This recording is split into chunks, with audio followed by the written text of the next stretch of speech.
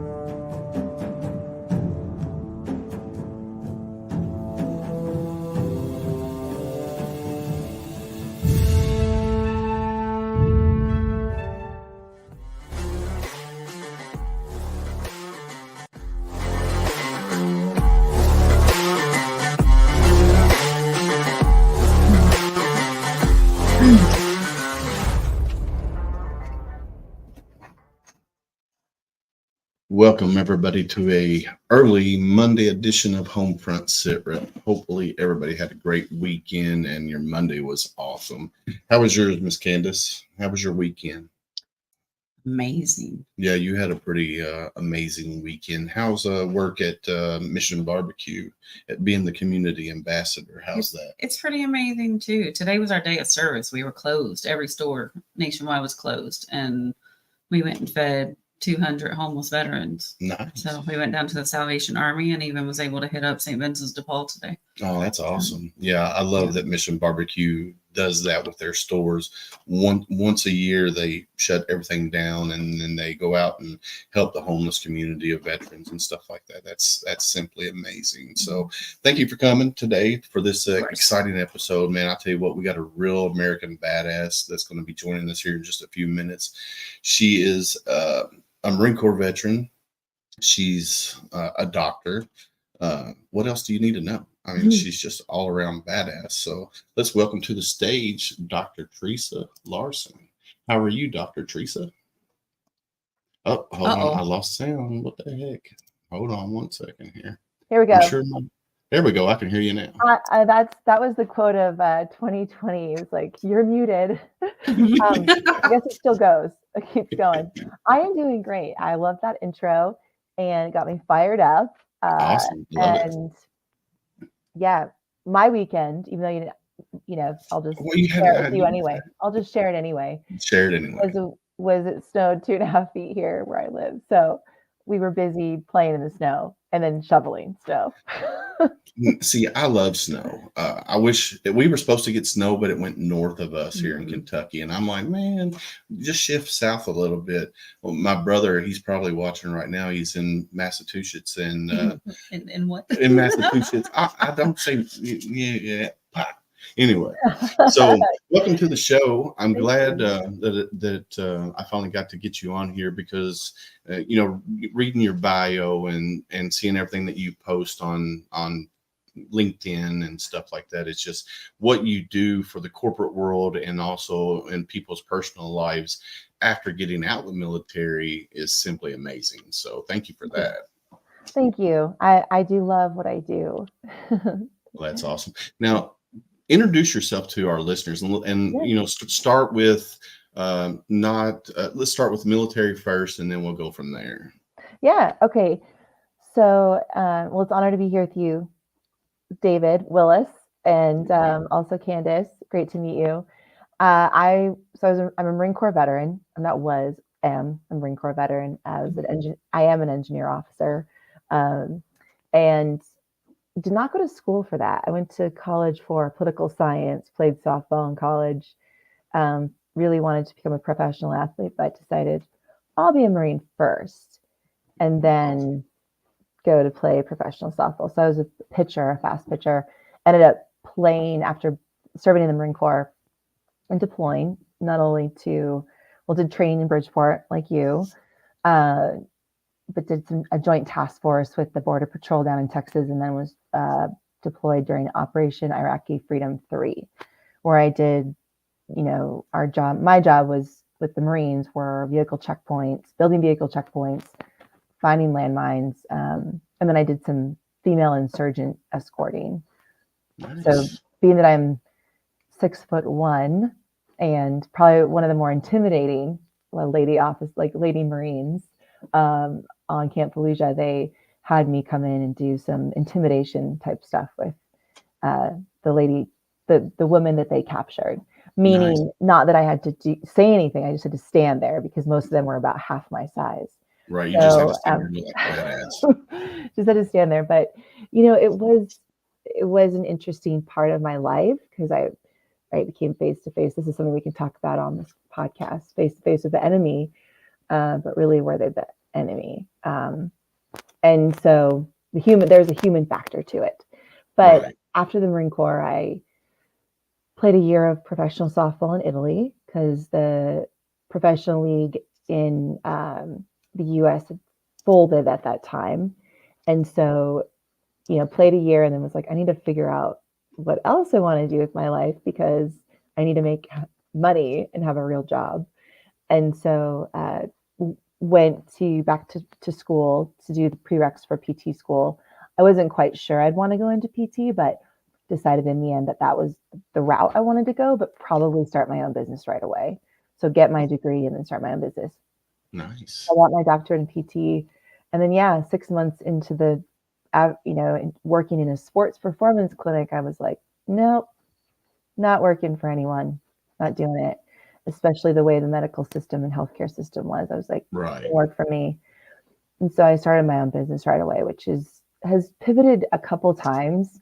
Started as a regular PT practice in San Diego. Well, regular as in like performance-focused PT practice in San Diego. And then morphed into doing corporate wellness. But then realizing the gap wasn't corporate wellness, it was with veterans and organizations, right? Veterans want to work with veterans, but also the leadership. Like if you really want to make a dent in a company culture, you've got to start with the leadership.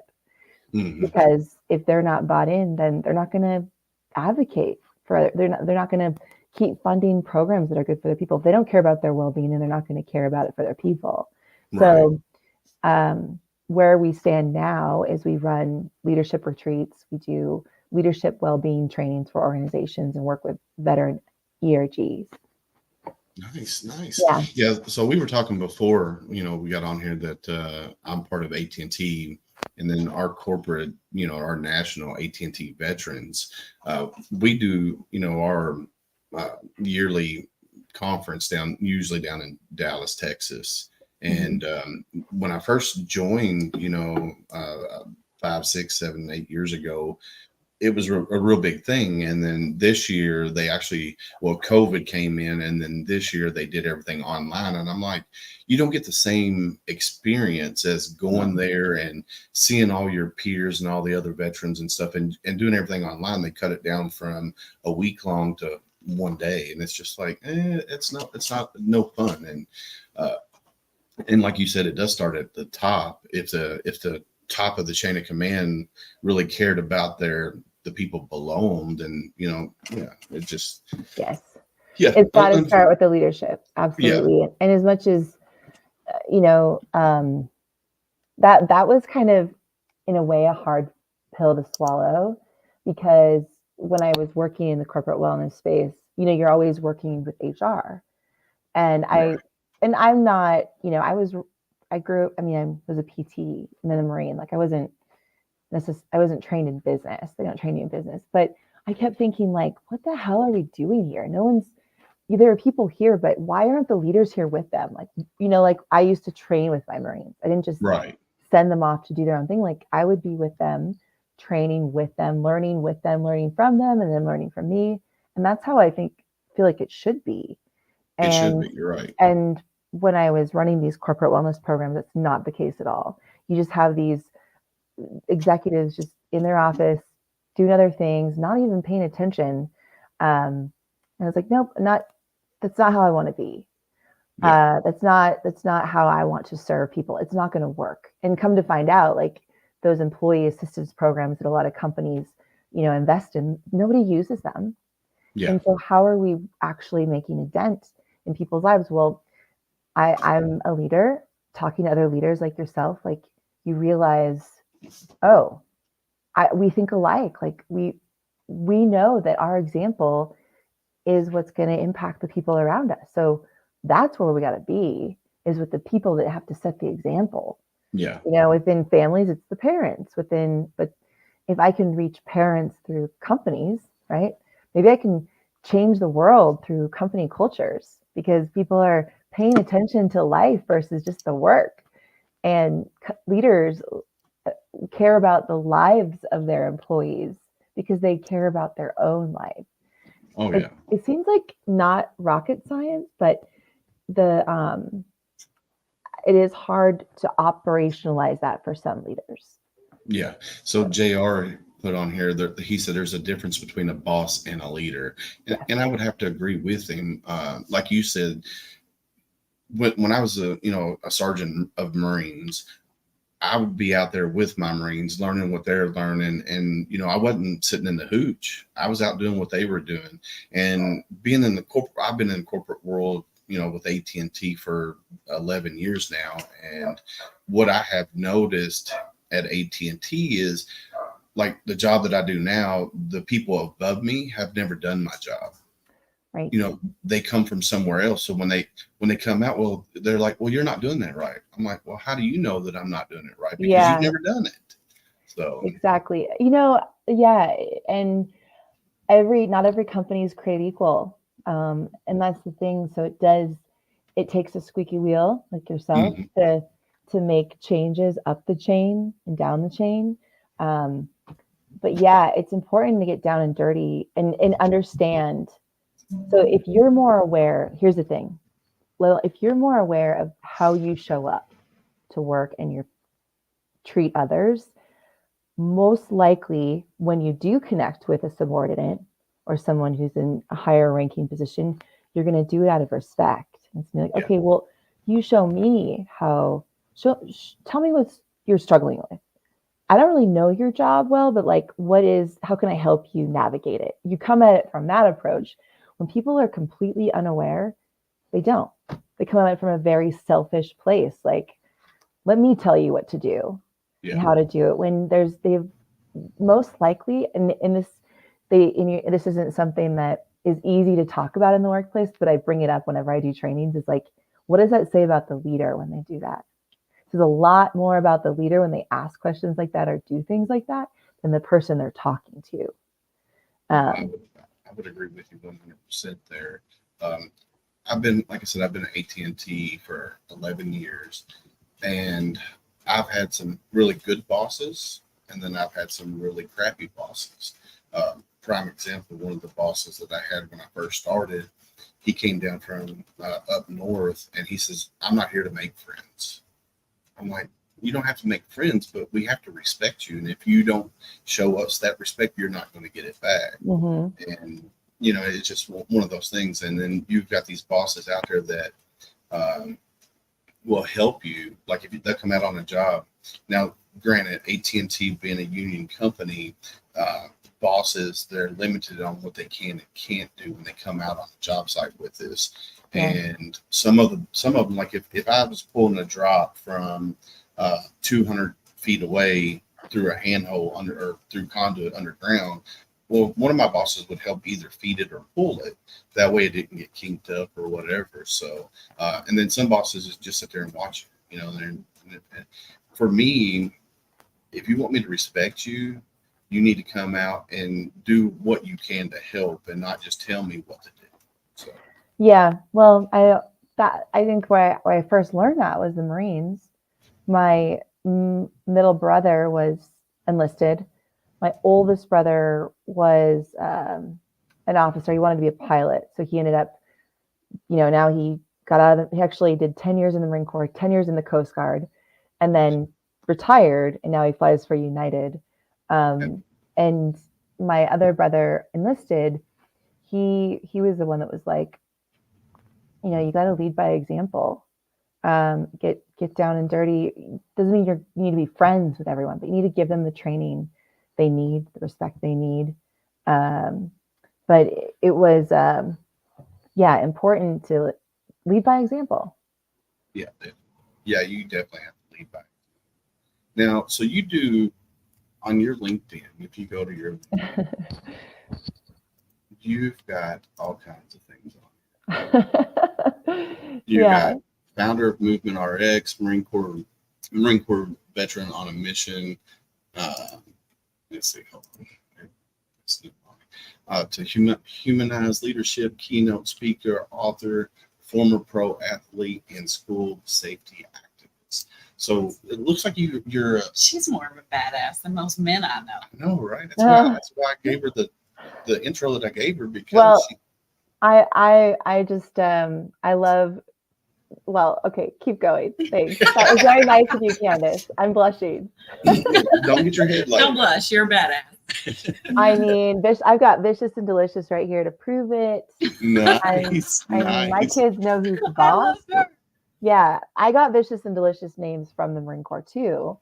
It's my bicep name. Just someone was picking out a friend of mine, and I was like, "Do you want to talk to Vicious or Delicious?" Nice. I love it. And he was like, "You're weird." Walked away. I was like, "Okay, good. It's an end up in a fight." No, I love it. I tell you. So some of our listeners, when we first started the podcast, we were, focusing on 501c3s from around the country. And what we noticed that there was a lot of 501c3s that were geared to strictly male veterans or male and female, but not just female veterans. Mm-hmm. So I had a listener reach out to me and asked me to get some more female veterans on, and female veteran service organizations. And I was raised by when I was growing up, I lived in a house of all females. So my mother was always, very prominent. My grandmother was very prominent. My aunts were very prominent. My uncle, the only uncle I had, he was in the military, so he was gone all the time. So, I was raised by all females. And you're still in a house with all females. Yes, and I live in a house oh my gosh. all females. You're well-rounded. Yes. So I started looking around, and I found an organization down in South Carolina called She's the Veteran. And I don't know if you've heard of that organization or not, but no. Brooke Kahn is her name. She's the founder. And you'll understand the reason of the name of the organization here in a minute. So they're local to Charleston right now, but they're actually expanding outside of Charleston. And I think she said by the end of this year, she'll be throughout the state of South Carolina. And then her 3-year plan is to be nationwide. She was out with her husband. She had a license plate that said veteran and stuff on it. And some couple come up and started thanking her husband for his service. And he looked at him, he says, "No, she's the veteran." Mm-hmm. So that's where the name came from. And I like it. So, and common. It's very common. It is very common. And unfortunately it shouldn't be. I mean, it's kind of like the stigma that, all veterans are broken. And it's too common, because we're not broken. Mm-hmm. We have our things that we deal with on a day-to-day basis with our demons that creep in. And if anybody's listening to this podcast, they can tell you one of my sayings is idle minds and veterans don't mix. So it shouldn't be common. And with her, what she's doing for female veterans, with the retreats and stuff that they have down there, it's awesome what she's doing for female veterans. And I told her, and I had Sherry Elmore in here with me, who's another female veteran that I respect a lot. We told her, anything that you need to bring it to Kentucky, let us know, because we'll help her out anyway. So yeah, definitely. Well, I would love to be in touch with her. I will send you her email. I'm curious about something. with what you do and going into these corporations and really trying to help lead with the veterans and how to be a leader, do you find those veterans that were in combat, they deployed and coming back into a civilian world, how much trouble are they having with somebody that's not a good leader? Because it's so structured. You look at your Marines and how structured you are. And then bringing them into the civilian world where you go into a job and it's a mess. And there's bosses that shouldn't be bosses. And do you find that they struggle more with that? Is that so anything that you actually focus on with your training? Yes. So that is a question that comes up for some of the organizations, and I won't name the organizations because that would there are some, the big ones that are like clueless on how to engage with their veterans. That's a big word that we use a big word that's important to companies' engagement of their veterans, which is a good thing. And thankfully, the veteran ERG leads that I talk to, or the leaders, are typically veterans themselves, and they want to create more engagement in the group, but they also know that depending on the organization, because I met with some great big organizations who are very good about taking care of their veterans. And they've got, it's not just like hula hoop contests and pizza parties. It's like, let's, create once a month groups, forums, opportunities for them to engage and get to know each other and really take care of them, give them the time off they need to take care of their personal stuff, whether it's family, health, try to give them one company I know really works to give their veterans and employees in general the ability to just show up as they are. Like if I have a 3-year-old and a 6-year-old, some nights are just not great, and I can wake up and I still got to put on my game face, but they let if you just aren't feeling it that day, if you're like, I'm not here, like be okay to say that out loud. Like some companies just won't allow that. Right. Or don't accept it. Whereas, one of the companies I'm talking to work with on their military month, which is November for them, their leaders have absolutely no idea how to engage with their leaders don't know how to engage with the veterans. And that's a big problem, and communication is super slow. So where I come in is like, okay, well, I can't necessarily solve. So I'm not maybe going to do a leadership training with their group. Maybe after they see me speak the first time, sure. But what I'm going to do is create an opportunity for veterans to really connect. And I really push for an in-person experience. And what I do is I have the veteran ERG lead invite the executive staff and at least get a handful of them there. Doesn't have to be all, to the experience. Right. And what that does is it gives them an insight into, just stories, things that we deal with, and a different language to use when they're connecting with veterans. And the language isn't,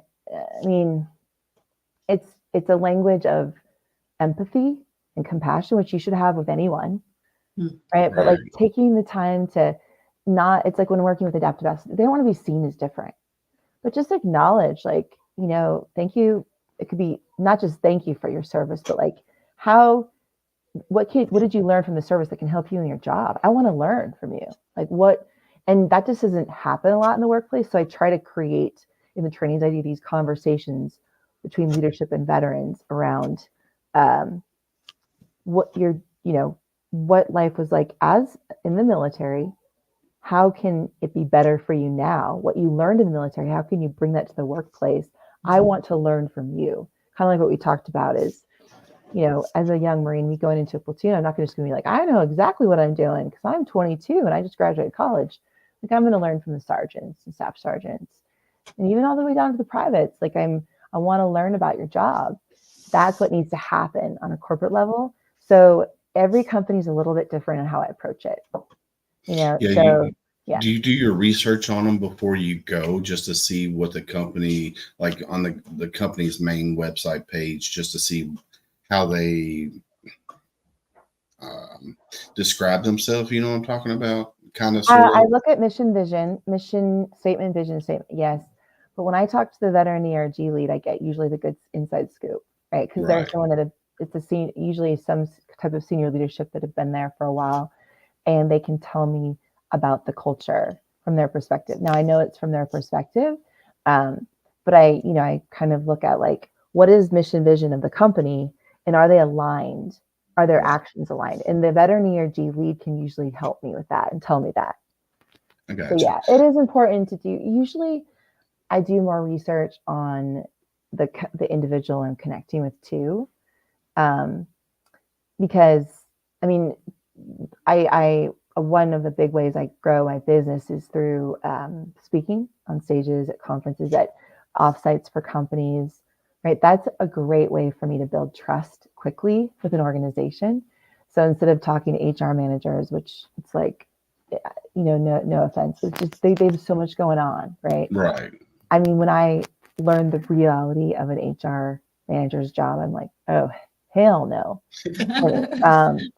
It just, I would get fired like right away. But I realized like, okay, they're not necessarily the people I need to be in front of.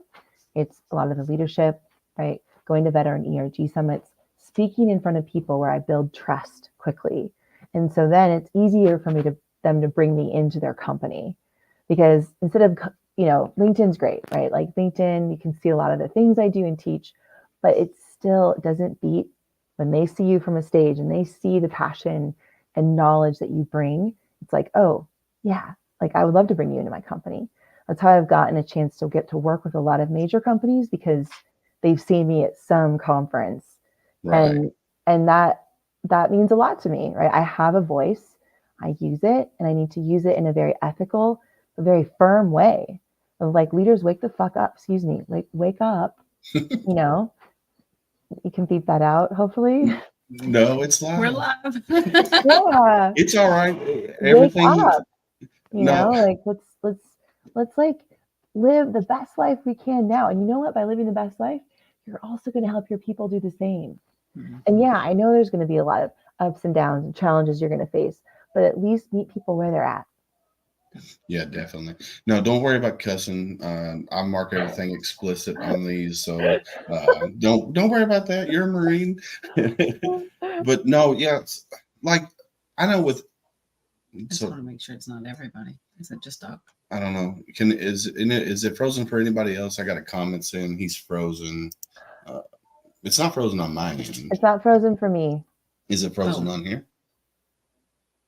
No. No. So we're good there. I think it's just Doc. Just you, Doc. I think it's just you, Doc. Sorry. So Doc is a Thomas Reardon there. He is a corpsman, Navy corpsman. He was in during Desert Storm back in the early 90s. Really good friend of mine in the show. And so I'm hoping he's back up and running. So, but yeah, so for me, being with the ERG that I'm in, with AT&T Veterans, most of the other people through state leadership, through, different states and stuff, they're managers. I'm the only non-manager that does it for the state of Kentucky and for the national organization. For me, it's hard for me to make a lot of the meetings and stuff that they have for the national board and then for the, chapter boards and stuff, because my job doesn't allow me to take off time to go to these meetings. And because most of the time they're in the middle of the day when I'm working, playing in the dirt, because that's what I do now. I can't take off of what I'm doing and go to meet these meetings. And I'm like, and I've been trying to push it up the chain that, hey, I'm the only one for the whole ERG that's not a manager of some sort, one first level or second level manager. And so far it's been a no-go for me, because I'm a peon basically. So help me out with this. I don't know if it's a civilian thing or if it's just not a corporate thing. What is ERG? Employee Resource Group. Thanks. Yeah. And I'm sure Mission Barbecue's probably got one, maybe. The more we talk about this, like they already have their values are based around our veterans and our first responders, and it's the primary focus. Right. So what they do But yeah, they probably have something. I don't. It's probably on a corporate level. So Yeah, the because corporate level is still real personal, though. yeah, yeah. So with AT&T, you got your veterans ERG, you got your women's ERG, you got your Adaptive. Latino. I mean, it's so diverse. Like there's out there, like if you go to AT&T's website and you look at their employee resource groups, there's like 15, 20 different resource groups. Right. And like she said earlier, a lot of employees don't even know that the companies have them because they don't broadcast that stuff. Right. Yeah, they don't. So HR will know, but the thing is, what's interesting is that nobody wants to be on a digital well-being platform anymore. I mean, there are people that will, but it's like 5%, right? And that's pretty bad. And I remember being having companies reach out and asking us about ERG type, like being an EAP program. EAP is Employee Assistance Program. ERG is Employee Resource Group. There's a lot of acronyms. I'm still getting used to it. Yeah. So, but we had some companies reach out to us, and it was like, I just always felt very deflated being on those. When people just kind of suck the energy, because it feels like I know what we have is very useful, but you're dealing with people who it's just a check in the box for them, and they as much as their check in the box program with nobody uses is what they're going to be okay with because it's cheap. And that's super frustrating because what we have isn't extremely expensive, but it's not cheap either. We don't want to be cheap. It's an investment in your people. And so over the years, I guess that experience is, I've had to develop a growth mindset around it because it's like, well, I don't want to just be a check in the box program for people. We have an online platform. I do not want to be a check in the box. I want to be a program people remember and makes a difference in their lives and creates a real change behaviorally. And so that's thankfully post-pandemic, I started to do more in-person trainings and build some momentum there. I still do some virtual ones, but it's always interactive, like live engagement with polls and things like that, where I engage the audience and get to know them. But it never beats in person. And I will never, and honestly, to kind of get away from fitting into an employee resource group or EAP type program and needing to work through HR, we focus on leadership and well-being, because right then and there, you're talking to a CFO, a CTO, a CEO, a COO, who's a decision maker who can say, all right, or a veteran ERG lead, right? Who usually has, they want to create engagement with the veterans. They have a budget to a degree, and they want someone who can help the engagement versus just another check in the box. But yeah, it's been a big growth journey trying to figure that out, because it's like, well, yeah, I've got programs and trainings that people can do virtually, but what's that going to do?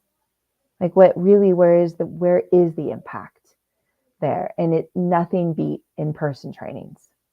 Nothing. No, I would agree with you, because AT&T, we do a lot of online training and stuff like that. And for me, I like to be hands-on or face-to-face, because for some reason, seeing somebody talking to me on the stage, I'm going to be more involved, with the conversation or whatever. Yeah. If I'm doing it online, it's just like, I could do this, I could do this. You can multitask. You can try to multitask, which is not helpful.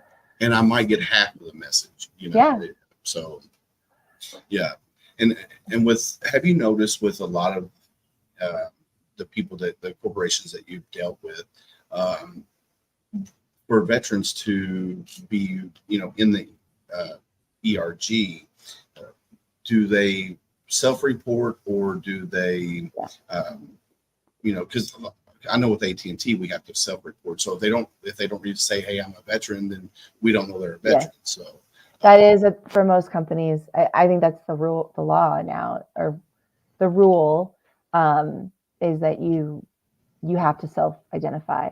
And so there are different ways that companies will do that, right? And that's, most of the companies that have reached out to work with me from hearing me talk are like, I want to help more veterans self-identify.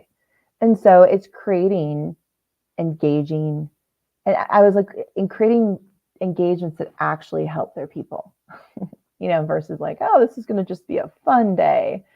Fun is important, and I believe in fun, but like also a day that really helps their people, or an experience that helps their people in their life. So, and I obviously, I'm kind of talking abstract about helping people, but really my focus on how I help people is, I'm not helping them with their finances or anything like that. And I'm not balancing their, not doing QuickBooks for them, or, I guess that conflict resolution is something that comes out of what I do. But it's not the main training. The main training is where I focus on helping people deal with their stress and understanding the downstream and upstream effects of their stress, right? Because a lot of us don't pay attention to it until, well, it impacts people, right? It impacts their growth, impacts their productivity. I can relate, right? I've been burnt out. I've had stress in my life, impacts me. But oftentimes we don't pay attention into it until a doctor's like, oh, you have hypertension, or you've got, heart disease, or, you've got stage 1 cancer. And then it's like, oh, shoot. And then you remember like my life, like I'm constantly go, go, go, or there was one incident, right? Or something happened that created this string of effects in our body and mind. And then downstream from that, right, is that our sleep is going to be impacted. And maybe we're eating we're eating inflammatory foods, or we're drinking a lot of alcohol at night, or eating a lot of desserts at night, whatever it is, our vice, right? Or not really around good people, like kind of, which in the company culture, that's another big one, is the people you connect with. It can be toxic. And that is a big part of the company culture, is how do you eliminate that toxicity? Well, it has to start with well-being, actually. It has to, because that's how you can approach these tough conversations. When you're well and less reactive, more responsive, you will be more open-minded. And maybe you have to let people go, but you'll be more understanding. So I try to like really boil down and make it very simple of how to solve stress.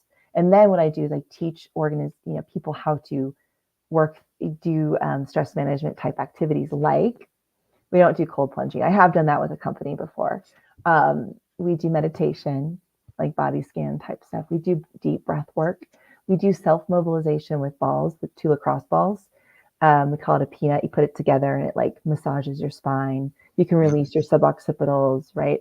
But like, instead of just, so I want to like share with people the power they have over their stress. Now, I can never fix what happened, right? Or the string of events, especially when I work with law enforcement or military. It's like, I know this stuff happens to you all the time, but how are you responding to it? Mm-hmm. How are you taking time to work through it, or give your body and mind, like our body keeps the score. How are we releasing that tension in our body? And so those are the things, like the skill sets on how to handle the physical and emotional triggers that will come up, but when they come up versus waiting till they become hypertension or disease. That's a big one. And then, of course, I always give a case for fitness. I'm a movement person. I used to abuse fitness. I used to abuse exercise and abuse food. That was my drug. Now, thankfully, I don't. Like, I work out because it helps me mentally. Right. Physical fitness improves your confidence, your ability to make decisions. There's just so much research around the positive mental aspects and emotional aspects of physical fitness. But I'll tell you what, we as a country, if you look at Dr. Google, it's like, well, crap, where do you even look? Like, Dr. Google is full of crap. Like, you're gonna live one more week if you look up your symptoms on Dr. Google. And literally, most of my friends here in Durango are medical doctors, and they're like, yeah, people literally bring in Dr. Google printouts and say, this is my diagnosis. I would like a second opinion. So anyway, people are a trip, man. Oh, they are. My mother-in-law, sorry. No, I was breaking off of that. She came to the house not too long ago. She goes, well, I'm now allergic to cold. And we were like, Did a doctor tell you that? Yeah. So yeah, that kind of breaks off what you're saying is they're using Dr. Google and, Oh yeah. oh God. It's a trip. Like people, but then again, I've used it. Like if I'm not I'm not a dermatologist, right? I'm a physical person. I do physical manipulation and things like, are dead, not anymore. But like if I have a skin issue, I'm like, oh God, I look online. I'm like, oh my gosh, I'm gonna live like one more week. So then I'll just text one of my friends. But it is funny. It's funny, but not funny. Yeah. But the thing is fitness advice. There's so much. You look on Instagram, right? Like, or any social media platform, it's a dime a dozen. Like, where do you even start? Are you supposed to train like David Goggins and meditate like him, or like Jocko, or what, or Jillian Michaels? Like, what do you do? Right. And here's the thing. All you got to do to improve your longevity, well, there's a lot you can do, but the big things is, besides keeping your mental health, on point, which, okay, it's not just going to therapy or anything. It's like calming your mind through meditation and mind. I'm a big fan of meditation, mindfulness, and prayer. Sleeping, right? It's the best drug for everything. But activity, your cardiovascular, you got to be training 120 to 150 minutes a week of getting your heart rate up. And then also strength training, making your body strong. Because the one thing that really tells aging is your physical capacity. Now, if your physical capacity is declining, right, that's a sign of aging. Aging is just part of life. But if you want to slow down the aging process and disease process that can happen from kind of letting your body go, activity, cardiovascular activity, getting your heart rate up, walking faster, right, could be one of them. Running, swimming, whatever, and then strength training 2 times a week. So I like to be very clear on that, because you could do, right, if you like Zumba, then do Zumba, right, 120 minutes a week. I don't care. Just don't do nothing. Yeah, And go play some pickleball or something. yeah, and what's important that she just said is you said 120 to 150 minutes a week. Yeah, so you're looking at 2 to 2.5 hours. Like, what is that when you look at if you look at it's like 30 minutes 5 days a week, right? Right. Which It's isn't a nothing lot to make sure your mental health is just in a good place. So, so the physical longevity. So I'm all about, like, yes, I want to be healthy and fit, and I've got my own goals, and I'm not training for anything right now other than life, like just trying to be, as strong as I can. I've got 2 little boys who are probably going to be stronger than me when they're in high school, maybe in college. I'm going to try to be as stronger than them forever. I'm going to be stronger than them for a very long time, and they're going to know why you that. got vicious and delicious. That's right. They are going to know that.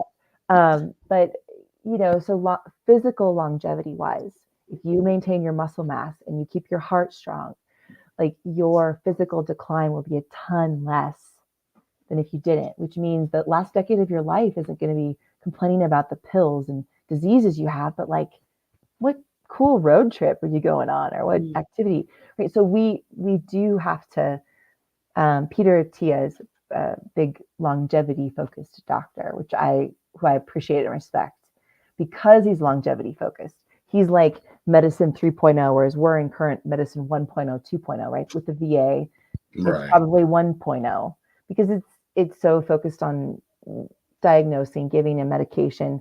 I mean, whenever I go, the doctor gives me some weird diagnosis until he starts talking to me. He likes to just throw out these things. And I'm like, can't you just evaluate me first and ask me about my life before you throw out this diagnosis? And he doesn't, usually I don't tell him I'm a PT or I know diagnosis, but I'm like, I think the last time I went in, and I share this in some of my talks, some of the, this is just the way it is. Like I told him, so during softball, I broke my toe when I played professional softball, because I kicked a girl in the shin. It's like, we were playing a friendly game of soccer, but I broke my big toe. Great.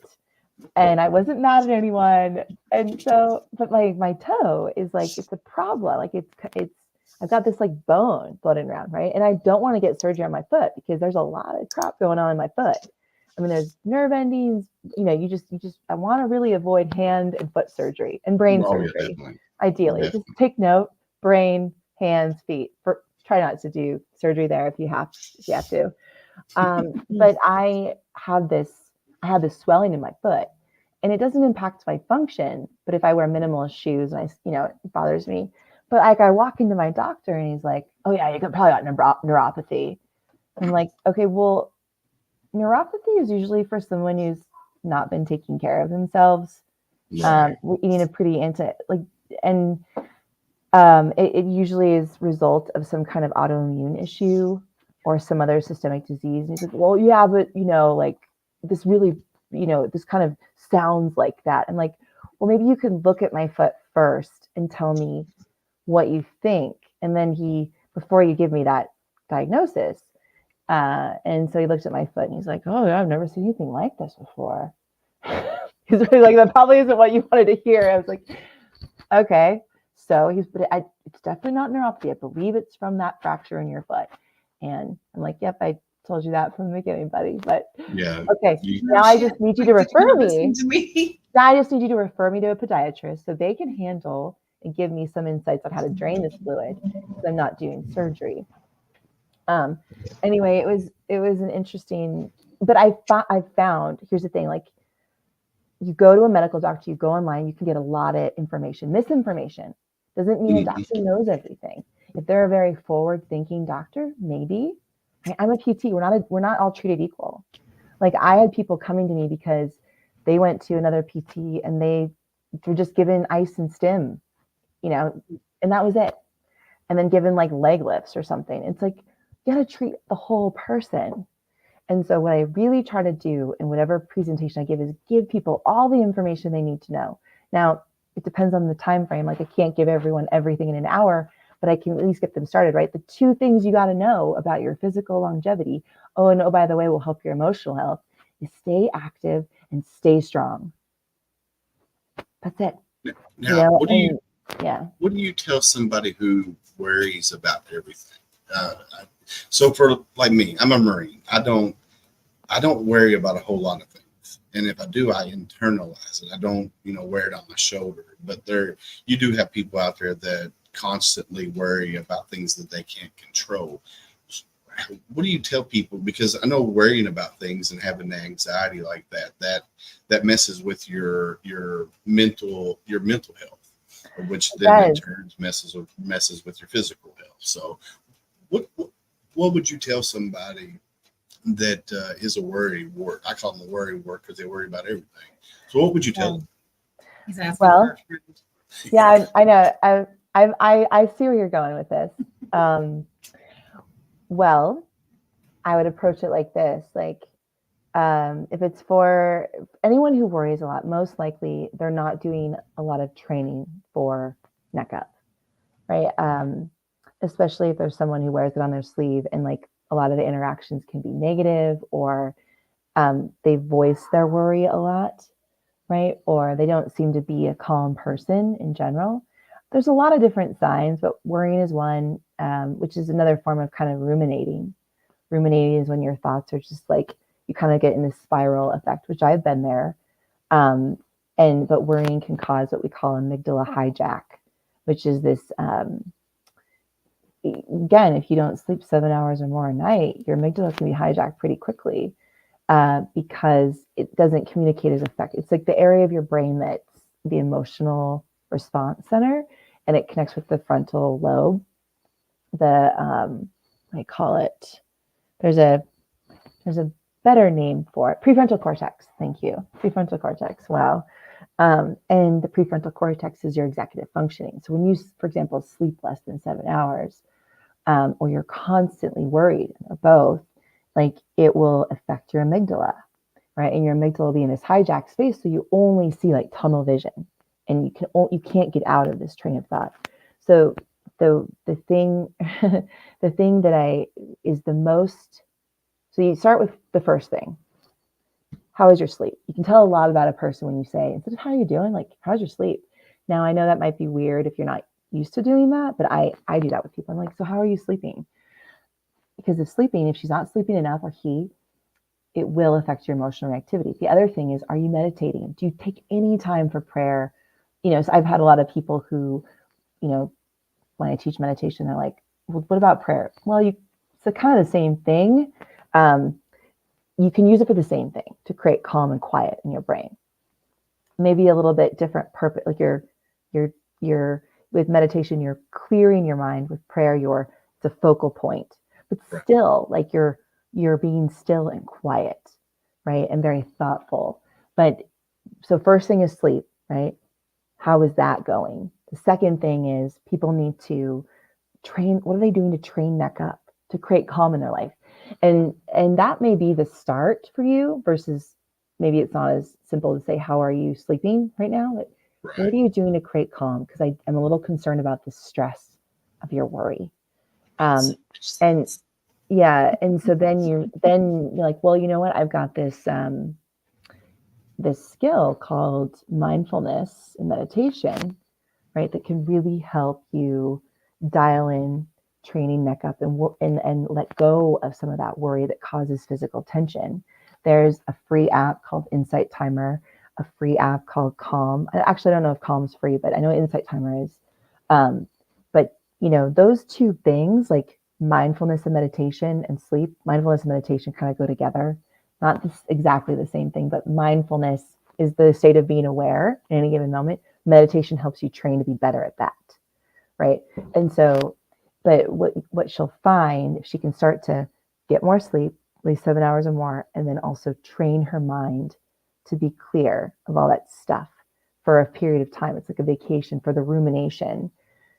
Then, she'll worry less. She'll feel less tension. It doesn't mean she's still not going to be negative at times, but like she'll be significantly less reactive. And honestly, I think it was Charles Swindoll who said like 10% of life is how you respond, is what happens to you. 90% is how you react to it.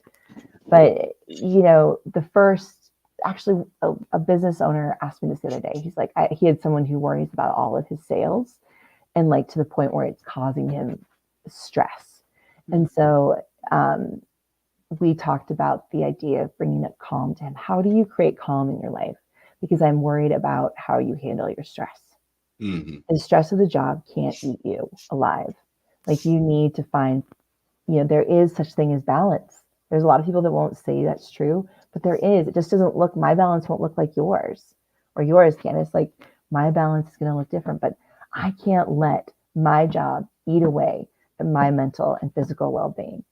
Right. No, I agree with you 100% there. Is that helpful? Oh, very, very helpful. Was it helpful? I don't know who you were asking for. It was for a friend, but it wasn't me. No, yeah, that was very helpful. Yeah, because everybody's different and everybody deals with stress differently. I was just thinking that. I was thinking Thornton. Yeah, we all do it different.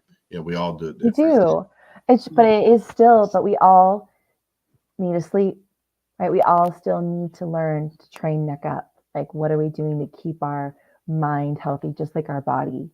What are we putting in our body, ingesting in our body?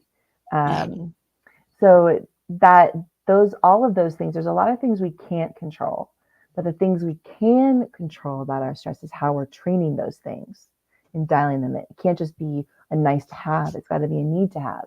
Whenever, thankfully nowadays with some of the law enforcement groups I work with, mental health is a big deal.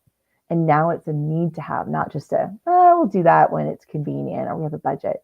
They're like, no, we need it now. Yeah.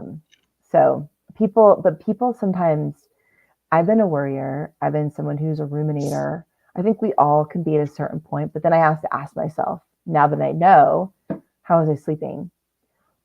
Was that person I'm ruminating about really that important to me, or should that be someone I let go? Right.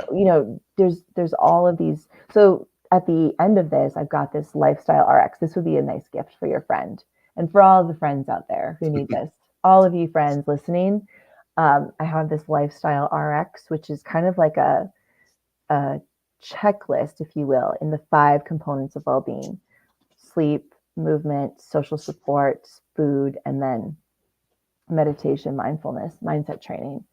And basically there's 3 different checkpoints, and they're like a little reminder of why they're so important to your well-being, especially if you're in a position of authority.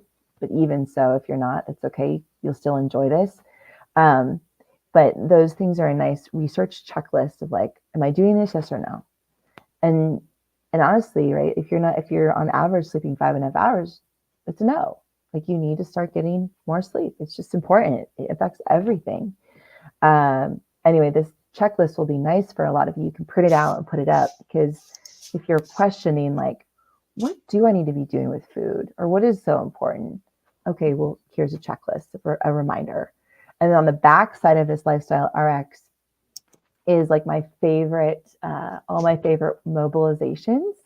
So if you've got tension in your neck, your mid back, your hips, or your feet, boom, download this, check it out, see some of the funny videos that I do. Nice. So along with the checklist, you also have the suggestions or Yes. a guidance to Yes. really go with that. And Yeah. like, I'm super excited about what she's talking about, because like my life recently, very hectic. and yesterday was a day of rebirth for me. But the things that you're talking about, that list, those 5 core things, are things that I finally decided for myself to start working on. And it's amazing how different you feel, how much more energy you have, and how much more you can breathe. And so I'm really excited to look at this and go, oh, it's what I've been doing. And here's some more guidance and some ways to take care of that. So I think it's awesome. Well, I'm excited to hear your feedback. And here's the thing to think about, because, well, I would another great read to help you stick to your whatever you're working on, or any of these skills, is Atomic Habits by James Clear. But I also like to bring up these, think about doing one thing a day, 1% better a day, and exponentially over the course of the year, you become significantly better. But just keep in mind, and everyone listening, those little excuses we make, like, I don't feel like it, I don't want to, I don't have time, or maybe someday. And all of those can really rob you of your health now. And know that you're not always going to feel like it.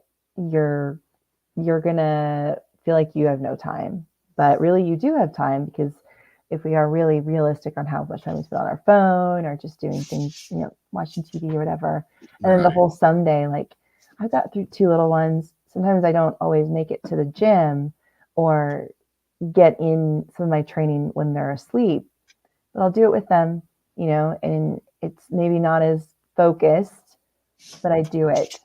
And so I just ask everyone to look at those excuses, because I've noticed they have robbed me of life in different chapters of my life, like really enjoying being well in my life. And no longer, like, I'm very quick to, okay, wow, I'm telling myself I don't have time, but I could make the time. This is important, or I don't feel like it. Of course I don't feel like it. The pull-up bar outside is icy. I don't want to go, but I'm going to do it anyway. I'm going to jump up there because that's just what I do. And I know I'll feel better once I do it. Heck yeah. It's almost like saying you don't have time is like a double whammy. Like, you're looking at it right now, and it's like, I don't have time, or right, I need to do this. And it's like, what you're not realizing is you're also cutting that time off the end. Yes. So right, you're losing on both sides. Lose, yeah. It is. Well, and also some of the people, I think that maybe it was the Dalai Lama that said, like, if you don't think you can meditate for 10 minutes, you should meditate for an hour. But it's like, by taking the time to get your mind right on a daily basis actually gives you more time, because you're going to be more efficient, less reactive, focus on less BS right in your day. So that's just another thing. But sometimes you have to, like, realize that the motivation is going to come after you take action versus like waiting for motivation. Because if you wait for motivation, you'll wait your whole life. Yeah, that's like when you go to the gym and you first start working out, and it's not going the way you want it to go, so you get so frustrated. But you have to persist. You have to I can't even talk. You just have to keep pushing. You have to overcome the adversity, and then once you get to the certain point, you're like, oh man, this is awesome. And it for one, it helps your physical, and then in turn your mental once you get to that certain point. So I want to thank you for coming on. I could talk to you all night long. I know you kind of have a hard stop. Unless you want to keep going, that's up to you. But we are at that hour timeline that you set at the beginning. So I could keep talking to you all night long.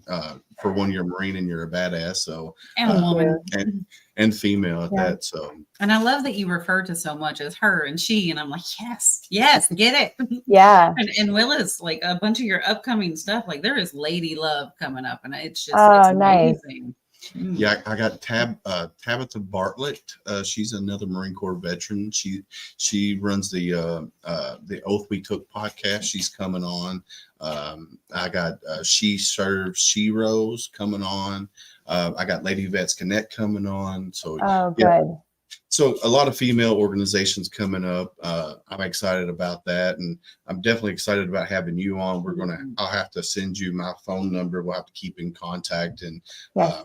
I'll see what we can do about getting you into AT&T at the Veterans ERG and stuff like that. So Yeah, no, Yeah. I'm excited. That would be awesome. Thank you. Well, So- I keep calling to call you David, but I'll call you Willis. Yeah, I go by Willis. Everybody calls me All right, Willis. Willis and Candace. This was an Well, thank you honor. again. Go do the night shift with the kids, and Yeah. hopefully you don't get no more snow up there where you're up in Oh, Colorado. we are. It's I going mean, if to you do snow another enjoy it, 18 inches again this week. Woo. Like, you should see. We live in like a bunker now. It's like a snow bunker. Nice. you did buy a cabin in We Colorado, so It's really fun. Nice. So, yeah. Thank you Well, both. Thank you again. You have a great night, and we will talk soon. All right. All right, Bye, bye. Candace. Bye, Willis. bye. Semper Fi. Semper Fi. Man, how cool was that? I love her. She's a badass, like such a badass. Hold on, is she still talking? Hold on, no, maybe Oh. you're still Well, talking. Hold I on. didn't. I was wondering if we were live still. Oh, you want me to get No, off? No. we're still live. I just dropped you down so we can finish the show out. Okay, I'm gonna let you go. If you I'm- want to hang around, we can talk after I end. We just got to end it up real quick. You send me your phone number. I'll send it to you. Okay, now I'm officially goodbye. That was just an encore. Okay, All right. bye. See you later, sis. Bye. Man, dude, badass. Yeah. I tell you what. I was super excited when she reached back out to me after, when I did my research on her and stuff that she was posting and the stuff that she was talking about. It kind of fit right into what we do on this podcast with helping veterans. And, we say it all the time, one veteran at a time. And what she does, she focuses not just on physical or mental. She's a one-stop shop, and to top it off, she's a freaking badass. Uh-huh. You know what really excites me about it though is like she's going into these corporations and talking about how you're taking care of your people within the workplace, but essentially, like if you're learning that, and leadership is learning that, and then you're bringing it down to your people, they're taking that outside of it too. Yeah.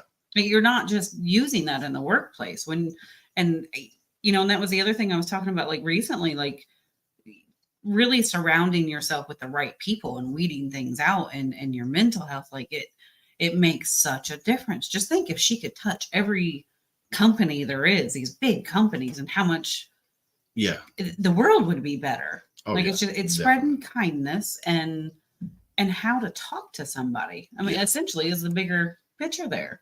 Yeah, I mean, and then she sent the link that I just put out there, a free gift to all of our listeners. You just go to follow that link. I put it in the comments there.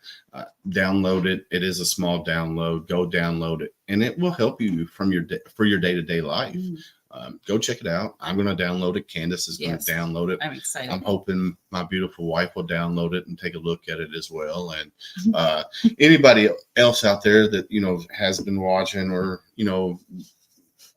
whatever, if you've been watching, if you've been listening. Yeah, something like that you download. And it doesn't just pertain to adults. Yeah. If you have teenagers going through some things or giving younger children a guidance of, here's your checklist. Like here's something simple, because you can make that every age group. Oh yeah, definitely. You can. I don't want to use the word dummy it down. Like if it's strictly geared for adults, then you can marine it down or Barney style it for your children and stuff. And get out of here. We just got a new phrase. I need that on a t-shirt. Marine it down. Marine it down. Matt Johnson. got your six culture. You need to marine it down, brother. I will. I would buy it. It has to have a crown on the. Yeah. On the Yes. Well, definitely. I would buy. I would buy it. Marine it down. Oh, you know Sorry. what? You're fired. Yeah. First podcast. I'm already fired. Oh man. No, man, I tell you, I'm excited about this year. Upcoming episodes that we got. I've got yesterday when we were doing the live with Kevin Trees. I had 3 emails come through for people that wanting to come on and be guests, and it's just I love you guys, my watchers, my listeners out there. You guys are amazing. You keep me sane. I have a amazing wife that holds the fort down when I'm out here doing this and down here in the bunker and everything. And She marines it down for him. yes, she does. She marines it down for me a lot. But yeah, we got a great year coming up. February 28th will be our 1 year doing the podcast. So I will go live that day. It's a Wednesday, February the 28th. We might be doing the tip of the spear that day. I need to reach out to the group, Triple Threat, Misfit Nation, Decision Hour, and get with them and see if they want to do it on the 28th, because that will be my 1 year mark. So my birthday, basically, be 1 year old. Yeah, like a reunion. You should get a hold of some of the people you've done the podcast with. Look, there he is, my buddy Ty Cobb. Yeah, Ty. So February 28th, which is the last Wednesday of the month, because we always do the tip of the spear once a month. Mm-hmm. Usually either or the last Wednesday or the Wednesday before. So I need to get with Ty Cobb and all of them there at. Are you in Ty? That way we can do a 1 year birthday celebration plus the tip of the spear. I think that'd be pretty cool. So. I might bake you a cake. Oh man. So Candace, she's not only, community ambassador for Mission Barbecue for St. Matthews. She also is the founder of Mission 6 nonprofit. So tell everybody a little bit about Mission 6 and what your mission is. Oh, this podcast wasn't about me. I know, but I guess I really didn't have an introduction. No, you didn't. Mission 6 was started. It was originally called Up to Snuff, but divorces, they're an ugly thing. Because of my daddy was having a hard time and trying to get some help, and everywhere he reached out to, it was just, here's a phone number, here's this phone number, here's another phone number, here's an email. And they'd answer the phone and give them another phone number. And I was so sick and tired of it. Like, our veterans deserve better than that. They deserve more respect than that. They signed a check. The least we could do is, if they're asking for help, Right. we need to give it to them. Right. So I really started with, I call it my Bible, because it's a binder of every resource within this area. And I started going tri-state, Kentucky, Indiana, and Ohio, and reaching out to every veteran-owned business and veteran spouse-owned business and going, hey, if I have somebody in need, can I reach out to you? And that's down to getting an oil change or a set of tires or paying an electric bill, just anything that somebody needs. So trying to provide food and clothing and financial hardships for you guys. And it's a hand up. It's really like, it's what you guys deserve. And I think that's what I'm here for. It's my purpose. It's for my heroes. So, call me a hero ambassador, I guess, if you want. That's my life. It's my passion. It's what I love. I love you guys. So Ty, he does another podcast called the So Smoking Gooder Show. It's all about Texas barbecue and Texas pit masters. Mm-hmm. Speaking of Mission Barbecue. So yeah, they respect the hell out of Texas. And they're like, we're not going to touch that yet. They're never going to go into California, but eventually.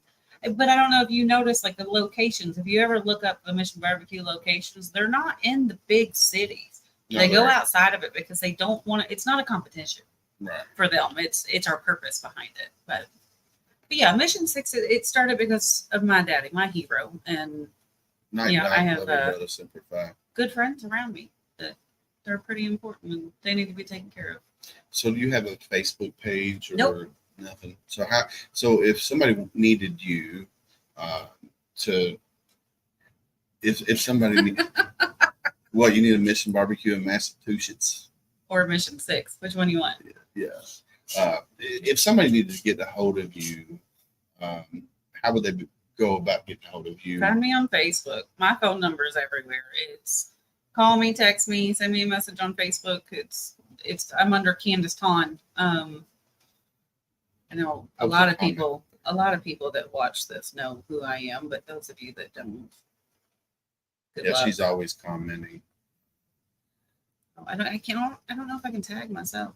Somebody tag me. Well, just Julie. just write your name in there, and then they can click on they can highlight you from there because it'll come up. No, because it won't highlight it if I never mind. I'll add. There we go. Yeah, so It doesn't even look look her like up it. there. It's there.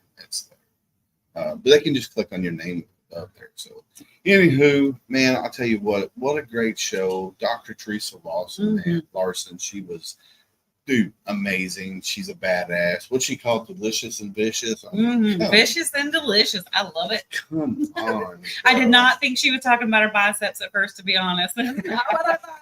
Because you was just.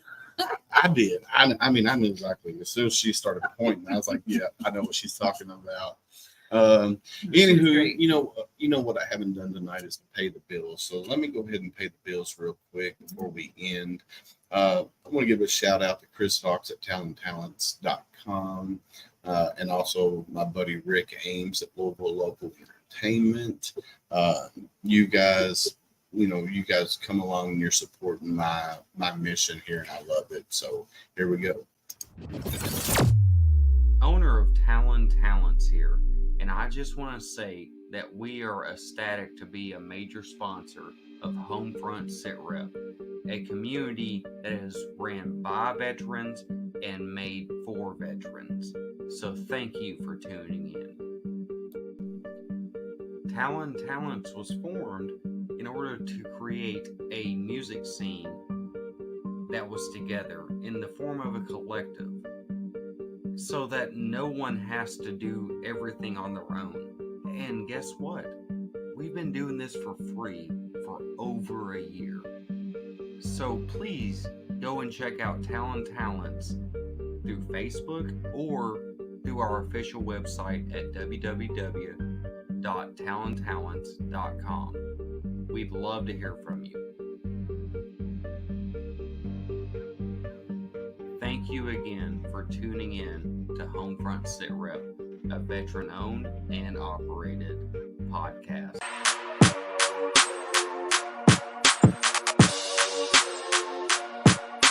My name's Rick Ames. I own Louisville Local Entertainment, a company for music shows, promotions, and bookings in the Louisville music scene. As a veteran, it's my honor to support and sponsor local veteran-owned businesses such as Homefront SitRep, made by veterans for veterans. So if you're in the music business and need some help booking or promoting a show for free, look me up, Louisville Local Entertainment. And thanks for tuning in to Homefront SitRep.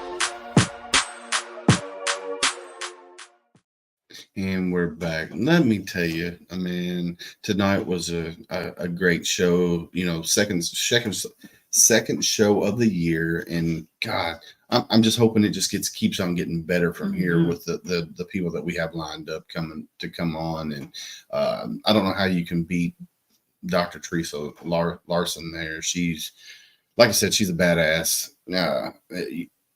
Nothing, you can't say nothing else. I mean, she's just a complete badass, bro. Just everything. Just a complete badass. So yeah, but I do love the new Rick video. Oh yeah. Yeah, I noticed that. What was it? The last podcast, the first one you had it, or no? I've had it for a while now. Oh, maybe it was just my first time. No, I love it. Rick's a good dude. No, Rick is amazing. Chris is amazing. What they do for musicians and vendors and promoters and venues and what they do, and they do it for free. Yeah, but you know what? What? You're pretty amazing too. Nah, And you do it all for free. nah. I'm a You jackass. do it for free. Oh yeah. Well, you're a Marine. You're a Marine.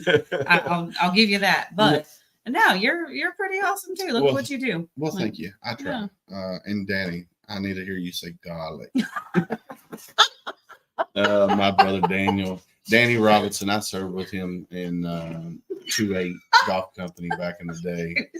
You are a shithead. I know. Never. I take back what I said. Thanks, Willis. You know he's laughing at the present moment in time. So he's up there plowing the snow up there in Massachusetts. No, I love you, Danny, like a brother. You know that. But anyhow, like I've said from day one, it's all about saving one veteran at a time. Yeah. And you help that veteran today, that veteran's going to turn around and help somebody tomorrow. And I said it last night when I was talking with Kevin here. Ask that question. How are you doing? If that person says I'm fine, ask that next question, the harder question, because I'm going to tell you I'm fine. I'm not going to tell you if I'm internalizing anything. I'm not going to tell you that I'm struggling with something. You need to take it a step further and ask that next question. So don't take it by face value, because one veteran that commits suicide a day is too many. Right now we're sitting at what they say 22 a day. Well, that's just what is reported to the VA. Right. So, guys, I say it all the time. I got your 6. I'm wearing it on my shirt right now. Got your 6. I mean it. My phone number's out there. If you don't have it, reach out to me. Call me anytime. My phone's always open. I'm not a veteran, but I'm a supporter. Right there too. My phone number's out there. We all got you. Yeah, we all got your 6. I mean, reach out to us. We got you.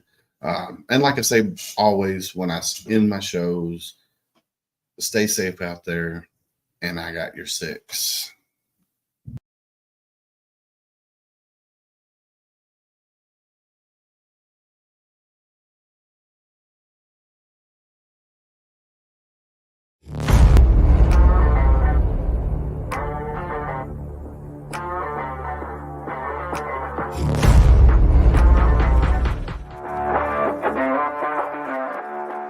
Thanks for listening. Hope you enjoyed this show. Suggestions and comments are always welcome. Cannot wait to have another great show with y'all. Don't forget you can find Homefront SitRep on Apple, Amazon, Spotify, or wherever you get your favorite podcasts. Stay safe out there. I got your 6.